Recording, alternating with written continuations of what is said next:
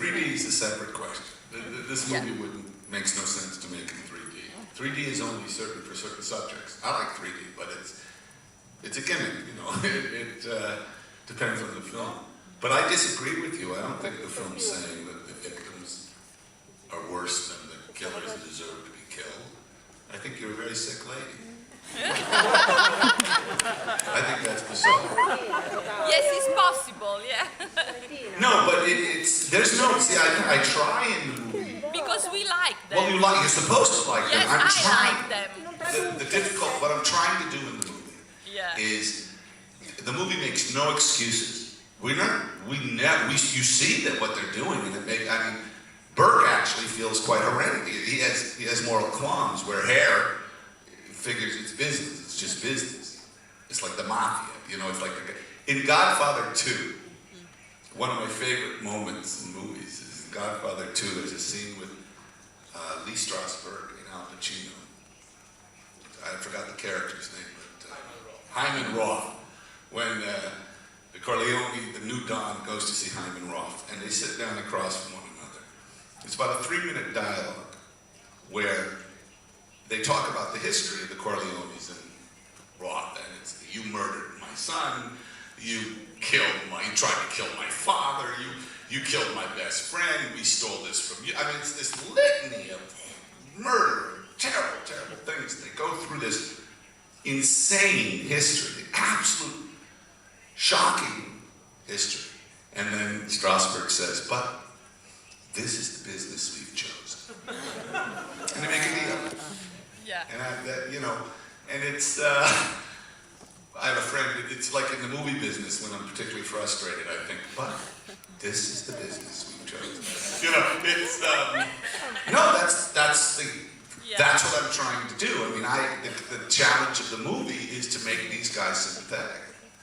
And you start by casting wonderful actors, and then but we never try to disguise what's going on. Yes, but they are. What? We like them. You're supposed to like them. Yes. Thank you. Well, first of all, the story follows the story of that's what really happened. There are a lot of fictional parts. I mean, the character of Ginny, the actress, that's not true. We made all that up. Nicephore, the French photographer, that is true, but 7 years later, we moved it down, and things like that. Charles Darwin really was Monroe's assistant and things. But the real Burke and Hare, what happened when they were caught, was that Mr. and Mrs. Hare turned state's evidence against Burke, and they admitted to one murder, but pinned 16 on him. So for doing that, I think they served 2 months in prison. I mean, nothing. And nobody knows what happened to them. There's a lot of urban legends about what happened to them. Burke took the fall. We made him make a sacrifice and do it. I don't think the real Burke was quite so noble, but he was sentenced, interestingly enough, to be executed, publicly dissected, and put on display, where he still is. And that's why it's kind of unusual to make a film about a historic figure and have the historic figure in the movie.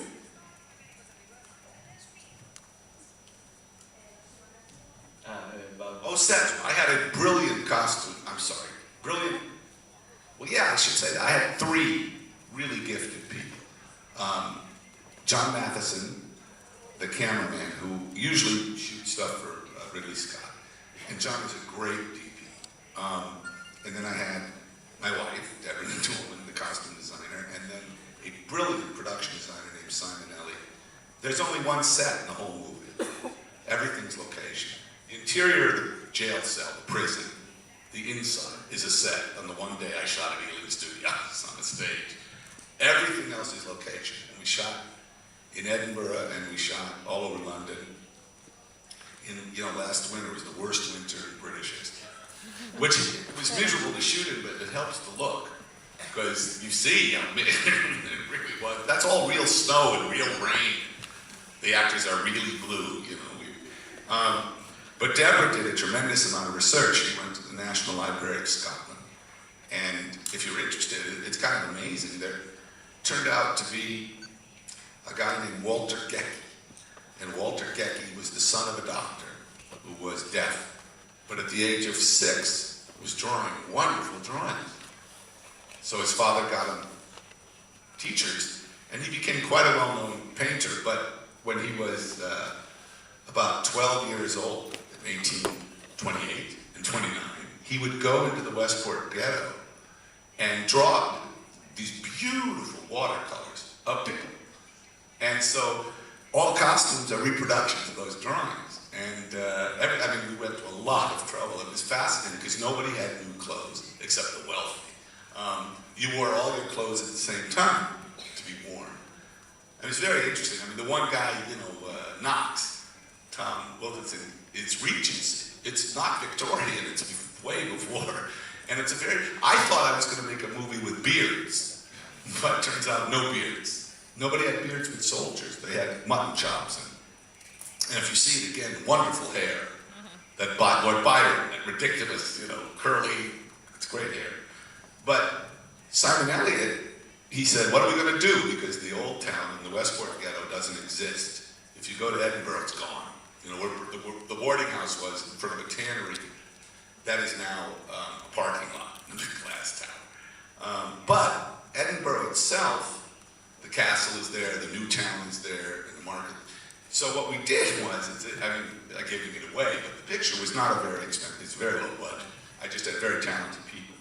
So we found locations around London, and we also found locations, we shot on the 3 streets in Edinburgh that still look like they look. That's the real castle, Digitally, we removed phone wires, antennas, things like that. But those are the 3 streets we could shoot on. And he had a brilliant idea. We shot inside the courtyards of Stirling Castle and Edinburgh Castle, because the inside courtyards, the architecture in stone was correct, and we dressed them as streets. And it worked great. It worked really well. And it's just a very clever guy, and that's all location stuff. I mean, all of its locations around London and in Edinburgh. They're from the 18th century, 19th century. They're primitive, they're kind of clay figures. No one knows what I'm talking about. Well, now they're if you saw one, you'd recognize it. And now they're very, very expensive and very, very rare. They used to be cheap. Wait a minute. Excuse me. Hi, I'm being interviewed. Who's this? Who? You got the wrong number.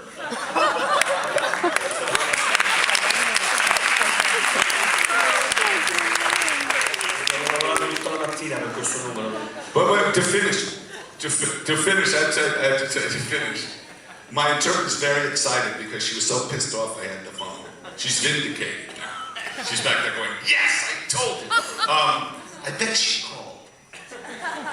Anyway, but Staffordshire, my wife collects Staffordshire, and then it lambs. It's rare. It's rare.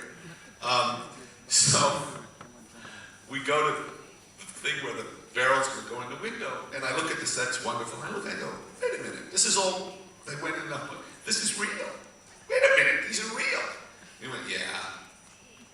Well, we're gonna throw them, smash them. Yeah. Well, why are they real? It turned out to make breakaway ones, to make fake ones would cost so much money. It was cheaper to just buy real ones. They're like £400 or $500. And I said, but these are real. I don't want to break them. And they said, yeah, but if we make breakaways, we can't afford it. So I was like, oh gosh. So I went and took a whole bunch of them and then put things in front of them. That's why it's so fast, because I stole half of them. Anyway, yes, about horror films.